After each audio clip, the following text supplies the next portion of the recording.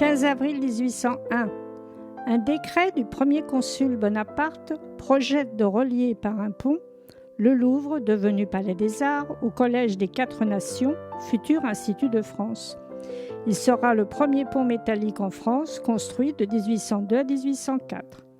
Tablier horizontal en bois exotique, soutenu par 9 arches en fer, il ne repose pas sur une charpente en bois, mais sur des colonnes en fonte et des piles en pierre contre les glaces. Napoléon testera sa solidité en se rendant à cheval au Collège des Quatre Nations. 64 000 personnes seront là pour son inauguration en 1804. Puis ils payeront un sou pour y retourner jusqu'en 1850, date à laquelle la ville de Paris l'achète. 1852, pour l'aménagement du quai Conti, sa 9e arche est détruite. Vibrations, choc des deux guerres, mais aussi des bateaux et des barges, les intempéries. En 1977, il doit être fermé. En 1979, 60 mètres s'écroulent. De 82 à 84, il est reconstruit selon les plans d'origine avec 7 arches et un tablier en chêne. À partir de 2008, un nouveau danger le guette, les cadenas des amoureux. Ils pèsent pour 40 tonnes sur son avenir. Ils vont être progressivement ôtés à partir de 2012. Des panneaux entiers de parapet sont mis à la disposition des amoureux sur le quai haut. Les grilles déformées sont remplacées.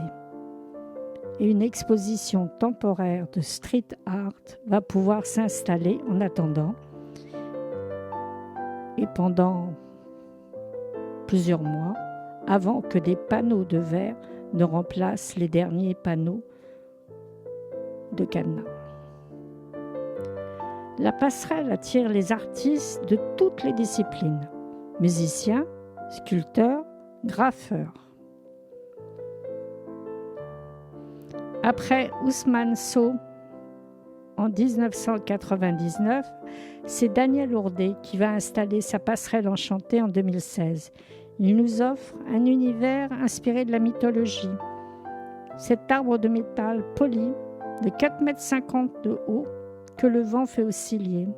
Ces héros sont en bronze, ils luttent, dansent autour des arbres et sont agressés par des loups affamés. Mais il n'est plus le temps de chanter. Un nouveau danger s'affirme dans les années 2020. Le chêne s'abîme sous les assauts des intempéries, sous les pas des promeneurs. Cela devient de plus en plus dangereux. La décision va être prise. Son platelage va être refait. On lui avait mis des pansements, mais des morceaux se détachent.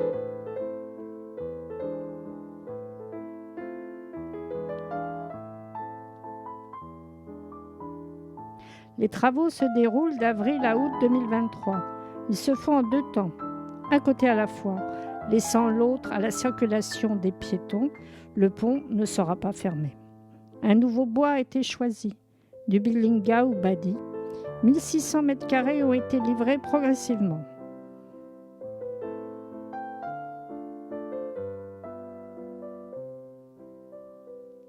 Classé monument historique en 1975, le Pont des Arts, cette passerelle installée à l'endroit le plus large de la Seine, se chante mais fait aussi du cinéma. Elle attire tous les artistes, ainsi que les pique-niqueurs et des animations en tout genre. Le Pont des Arts appartient à l'ADN de Paris.